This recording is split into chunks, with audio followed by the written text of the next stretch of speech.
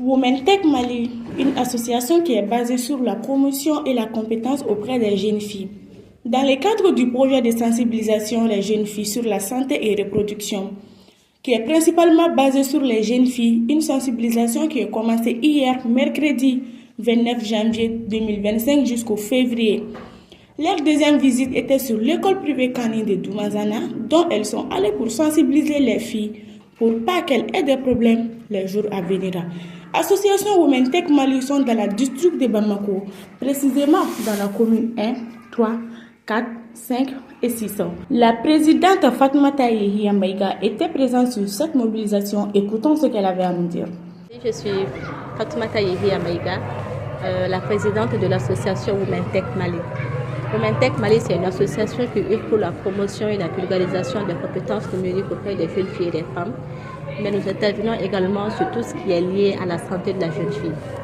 Et donc, dans le cadre du projet de promotion et de sensibilisation des jeunes filles sur la santé de la reproduction, principalement sur les bonnes pratiques de l'hygiène menstruelle, nous avons initié une campagne de sensibilisation dans 10 écoles du district de Bamako, principalement dans les communes 1, 3, 4, 5 et 6.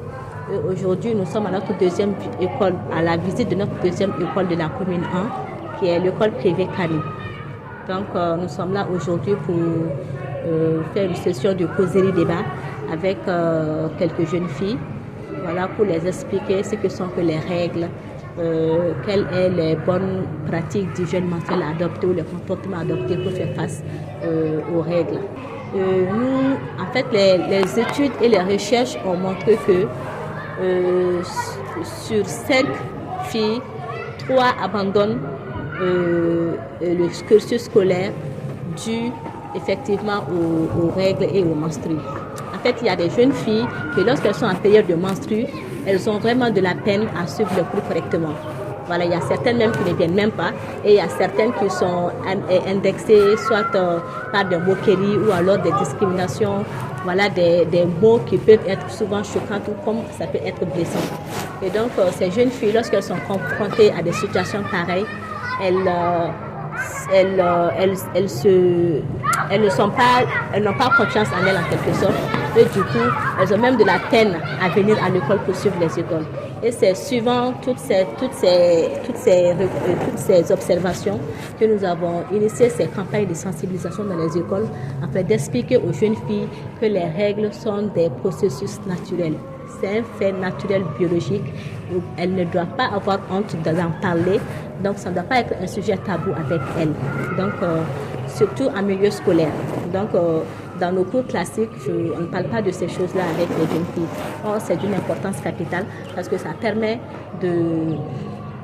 d'orienter, ça permet de former la jeune fille, surtout celles qui n'ont pas encore vu les règles, à quoi est-ce qu'elles doivent s'entendre. Voilà.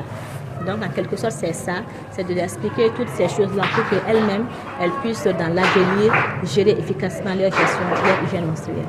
Aujourd'hui, c'est notre deuxième école que nous visitons.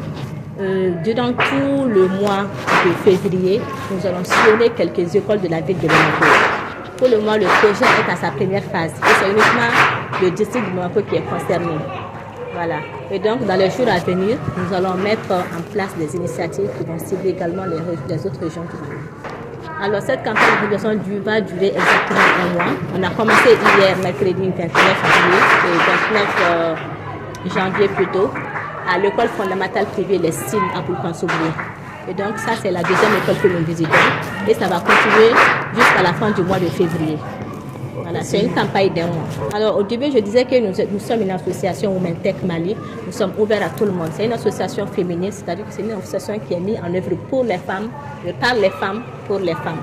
Et donc, nous sommes siégés à Djilibourg, derrière le lycée Kodonso. Et donc, c'est une association comme toutes les autres associations. Quand on veut, c'est une association avec des adhésions et des droits et des devoirs.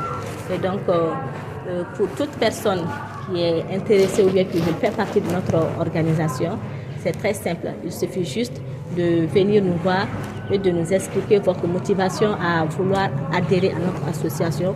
Et là, nous allons vous expliquer quelles sont les autres procédures à suivre. Alors, déjà, je vous remercie beaucoup pour cette interview. Et je trouve que des initiatives pareilles, vraiment, les écoles doivent les associations doivent vraiment chercher des partenariats avec les écoles pour multiplier ces genres d'initiatives à l'endroit des jeunes filles. Et donc, les questions du jeûne menstruel, ce n'est pas seulement que les jeunes filles qui sont concernées en fait. Tout le monde est concerné. Et autant les jeunes filles que les jeunes garçons sont confrontés à ces problèmes-là. Parce qu'on a beau essayer, on a beau faire des sensibilisations pour les jeunes filles, si les jeunes garçons ne sont pas sensibilisés sur ces questions-là, c'est des sensibilisations en vain, je veux dire. Donc, il faut vraiment que les organisations, les associations qui œuvrent dans le même sens que nous, voilà, initient des activités de ce genre-là pour vraiment informer et sensibiliser les jeunes filles sur ces questions qui encore aujourd'hui restent tabous dans notre société, ce qui n'est pas normal, je trouve. Et j'invite tous les promoteurs d'écoles vraiment à initier de telles activités pour l'épanouissement et la réussite scolaire des jeunes filles.